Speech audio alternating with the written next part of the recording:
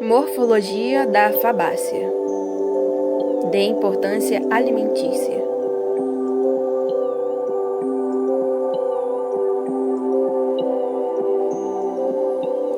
Fabácea.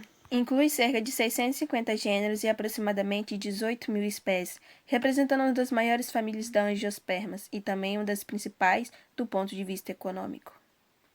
No Brasil, ocorrem cerca de 200 gêneros e 1.500 espécies.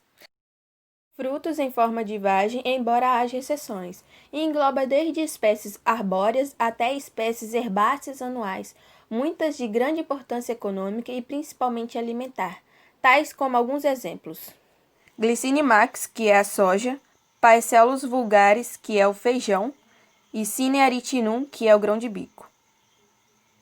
Morfologia do Pisum sativum, ervilha. Como exemplo da família Fabácea, temos a planta da ervilha, que ela tem um caule aéreo do tipo escandente, é um caule herbáceo, e como podemos ver, as folhas delas são uma folha composta,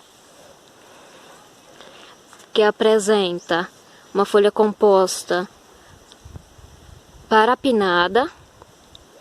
A filotaxia da ervilha é alterna, saindo aqui cada galho.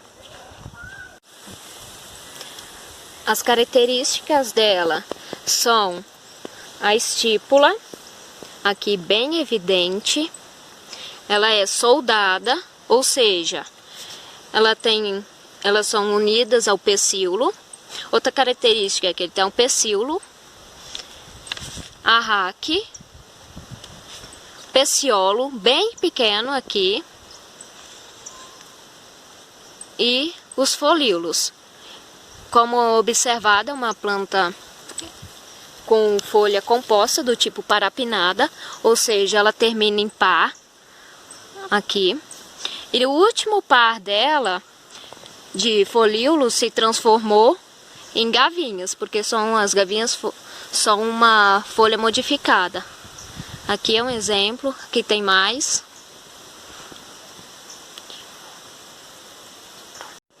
As flores da ervilha é do tipo uma inflorescência axilar, porque ela está bem na axila da folha. E ela é uma inflorescência do tipo racemosa.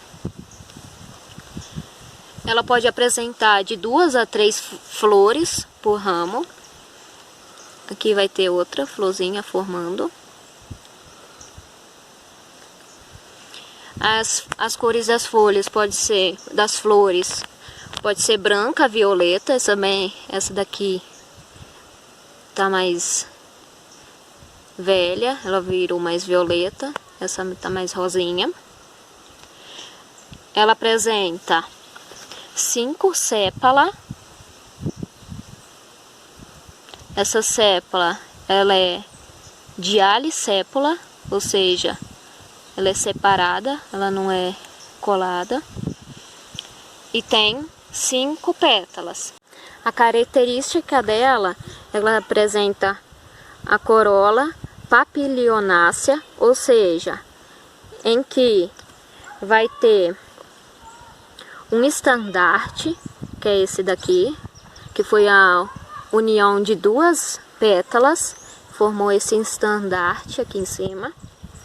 Aí vai ter 2 alas e aqui vai apresentar uma quilha, em que ela protege o gineceu e o androceu. Essa planta também, ó, dá pra ver os grãos de pólen, o gineceu aqui dentro. Então, como pode ser visto, é uma planta bissexual e a simetria dela é zigomorfa, ou seja, bilateral. O fruto da ervilha é um fruto seco, deiscente, ou seja, e quando ele está maduro, ele se abre. Nesse exemplo, ele está ainda verde e o fruto dele é do tipo leguminosa. Como podemos ver, leguminosa, mas conhecido também por apresentar essa vagem, assim como o feijão, a soja. E a semente, conseguimos ver aqui essas elevações redondas, né? A semente pode ser lisa ou rugosa. A cor é variada. A cor pode ser verde, como é aqui, ou puxando para o creme. Pode conter de 2 a 10 sementes. Aqui tem 1, 2, 3, 4, 5, 6, 7. Nessa tem 7 sementes. O fruto da ervilha, aquela ainda imatura, ela está, ainda dá para consumir já. Ela verde, essa é do tipo lisa.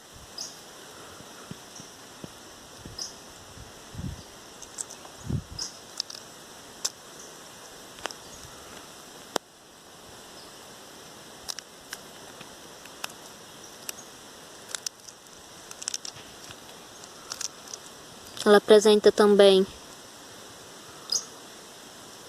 esse formato em que ela fica aderida ainda na sua vagem.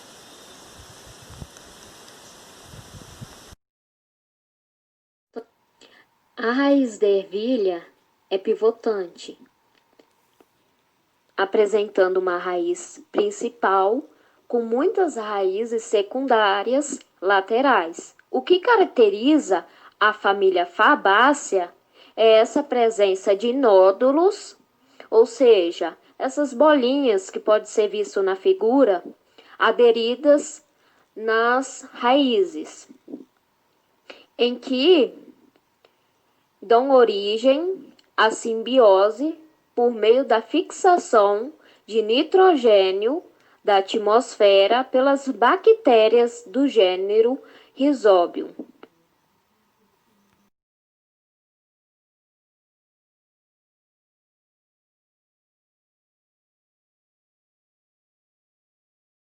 Morfologia, Arachis e Pogaia amendoim. Aqui é outro exemplo da família Fabácea, o amendoim, em que ele apresenta a folha composta, também parapinada, só que ele não apresenta gavinhas, diferente da ervilha, que a ervilha vai apresentar. E a flor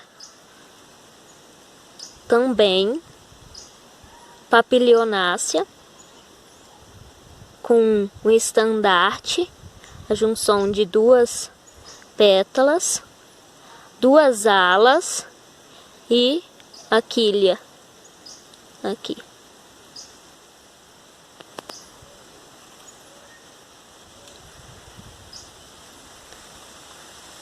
E a sua filotaxia é alterna, espiralada.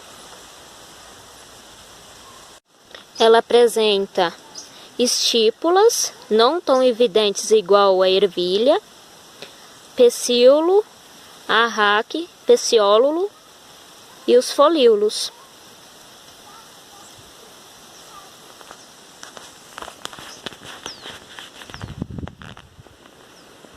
A raiz do amendoim também é pivotante, com a presença de nódulos, porém o fruto também é subterrâneo.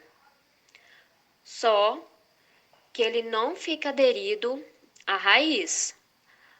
Ocorre o seguinte: após a fertilização da flor do amendoim, o ovário começa a ficar alongado e o pedúnculo floral cresce para baixo. Acontece o geotropismo positivo. Depois que o pedúnculo floral aparece, ele cresce uns 2 centímetros e começa a curvar para o solo. atingindo até que ele atinge e penetra o solo. A partir daí, não vai ter mais a presença da flor. Depois que o pedúnculo floral atinge o solo, a flor ela desaparece e começa só a aparecer só o pedúnculo floral com o fruto que ele vai começar a descer no solo.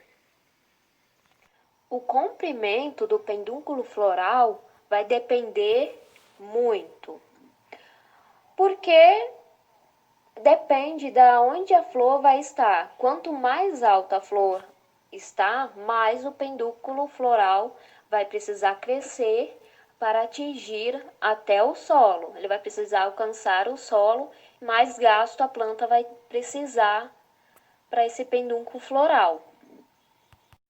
E é por isso que o amendoim, ele não pode ser muito grande. Ele é uma planta mais rasteira.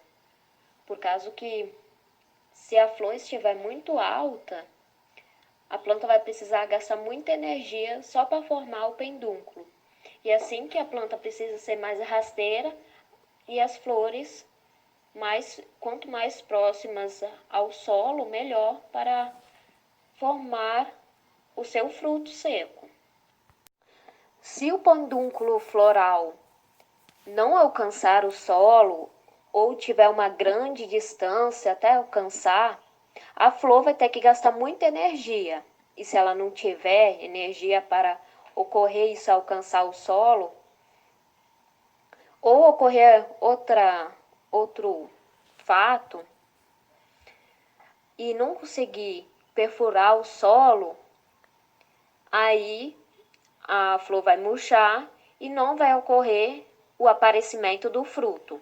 Não vai transformar essa fertilização não vai ser transformada em fruto. Ela só acontece a partir do momento em que esse pedúnculo floral ele perfurar o solo.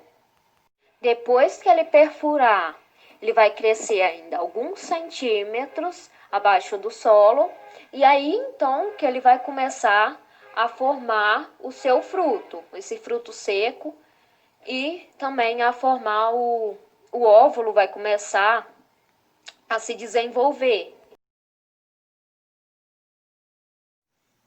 Vídeo realizado por estudantes em agronomia.